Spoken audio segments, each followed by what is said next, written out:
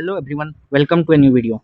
आज इस वीडियो में हम डिस्कस करेंगे झारखंड के सबसे मोस्ट अवेटेड एग्जाम जो कि है हमारा Jharkhand teachers eligibility test JTET के बारे में। तो जेटेट के बारे में जानने से पहले हम ये जान लेते हैं कि जेटेट जो है एक एलिजिबिलिटी टेस्ट है जो कि हर एक शिक्षक को देना पड़ता है ताकि वो शिक्षक बनने योग्य बन जाए। ये जैसे सेंट्रल में सीटेट होता है, सेम हर एक स्टेट का एक टेट होता है और हमारे राज्य का टेट है जेटेट। ये दो स्टेजेज में होता है। फर्स्ट है upper primary, that is 6 to 8, and primary that is 1 to 5। अब जेटेट जो है ये 2000 में झारखंड बनने के बाद सिर्फ दो ही बार कंडक्ट करवाया गया है, दैट इज 2013 एंड 2016। लेकिन इस बार जो है 2024 में सहायक आचार्य की वैकेंसी के बाद फिर से फॉर्म लिए जाने लगे जेटेट के लिए, जो कि उस समय 3.5 लाख बच्चों ने इसको अप्लाई किया था। फिर इस बार चूंकि नियमावली में कुछ गड़बड़ियां हुई और उसमें संशोधन किया गया, तो इस बार फिर से जेटेट के लिए विंडोज ओपन किया गया है, जिसमें कि अभी फिर से कुछ नए बच्चे अप्लाई करेंगे और अनुमान ये लगाया जाता है कि फिर से 2-2.5 लाख बच्चे और इसमें जुड़ जाएंगे। ये जो एग्ज़ाम है ये OMR बेस्ड एग्ज़ाम होने वाला है, यानी कि आपका पेन पेपर एग्ज़ाम है और ये ऑफलाइन मोड में होता है। अब हम जानते हैं कि जेटेट का स्ट्रक्चर क्या है। तो जेटेट का जो स्ट्रक्चर है ये दो भागों में बंटा हुआ है। First is paper 1, that is for class 1 to 5, जिसमें कि अगर आप डीएलएड किए हैं या फिर डीएड किए हुए हैं तो आप इस पर अप्लाई कर सकते हैं और आप इस पर एलिजिबल हैं। बीएड कैंडिडेट्स इसमें एलिजिबल नहीं है और वो इसे अप्लाई नहीं कर सकते। पेपर 2 जो है वो 6 to 8 के लिए है और इसमें बीएड कैंडिडेट्स या फिर इंटीग्रेटेड कोर्स वाले जो बच्चे हैं वो अप्लाई कर सकते हैं। और अगर आपने डीएलएड किया हुआ है और उसके साथ आपने अपना बीएससी भी किया हुआ है तो आप पेपर 2 के लिए एलिजिबल हैं। फिर हम देखते हैं जेटेट एग्जाम का जो पैटर्न होता है वो कैसा है। तो जेटेट जो है ये लगभग सीटेट जैसा ही है, लेकिन इसमें रीजनल लैंग्वेज को जोड़ा गया है। पहला जो होता है वो सीडीपी है, जिसमें कि 30 मार्क्स का क्वेश्चन और 30 मार्क्स उसमें होता है। फिर आता है लैंग्वेज, इसमें 15 मार्क्स का इंग्लिश आएगा और 15 मार्क्स का हिंदी। इसमें हिंदी और इंग्लिश के साथ साथ सब्जेक्ट पेडागोगी भी पूछा जा सकता है। फिर लैंग्वेज 2 जो कि 15 लैंग्वेजेज है हमारे झारखंड सरकार द्वारा दिया गया है, उसी के आधार पर हमें एक स्थानीय भाषा का चयन करना होगा। फिर आता है मैथ्स, जिसमें कि 30 नंबर है 30 मार्क्स का। और जीएस आता है जिसमें कि 30 क्वेश्चन आएंगे 30 मार्क्स के। जीएस जो है ये ईवीएस साइंस का मिला जुला एक टॉपिक होगा, जिसमें कि आपके 30 क्वेश्चंस पूछे जाएंगे। फिर देखते हैं हम पेपर 2 का सिलेबस। तो इसमें सेम है, सीडीपी रहेगा 30 मार्क्स का, लैंग्वेज इंग्लिश और हिंदी रहेगा 30 मार्क्स का। लैंग्वेज 2 जो है ये फिर से वही 15 लैंग्वेजेस झारखंड सरकार द्वारा दिए गए हैं, उसी के आधार पर कोई एक भाषा हमें लेना है।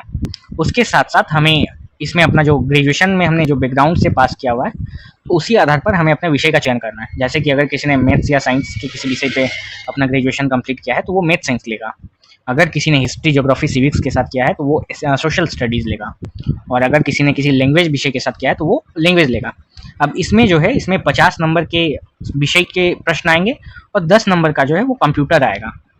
कुल मिलाकर 150 क्वेश्चंस पूछे जाएंगे और ये टोटल 150 मार्क्स का होगा।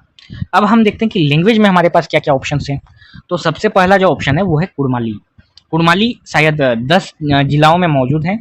इसके बाद है उर्दू, भूमिज, संथाली, बंगला, मुंडारी, हो, कुड़ुक, खोरठा, नागपुरी, पंच परगनिया, ओडिया, खड़िया। बस यही 15 विषय हैं जो कि हम ले सकते हैं अपने लैंग्वेज 2 में। तो इसमें एक नियम ये है कि हमें उसी विषय को लेना है जिस विषय के जिस डिस्ट्रिक्ट में वो विषय मौजूद है, हम उसी के लिए एलिजिबल हो पाएंगे। जैसे मान लेते हैं हम किसी एक डिस्ट्रिक्ट जैसे कि ईस्ट सिंहभूम हुआ, तो उसमें 3 विषय हैं, बंगला, पंच परगनिया और कुड़माली, जहाँ तक मुझे याद है।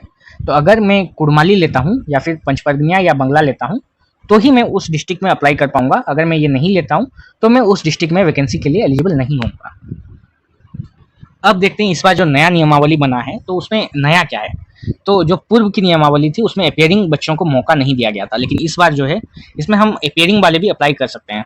इसके लिए हमें बस एक फॉर्मेट में अपने बीएड कॉलेज के प्रिंसिपल से लिखवा लेना है कि मैं इसी कॉलेज का छात्र हूँ और इस सेशन में मैं पढ़ रहा हूँ।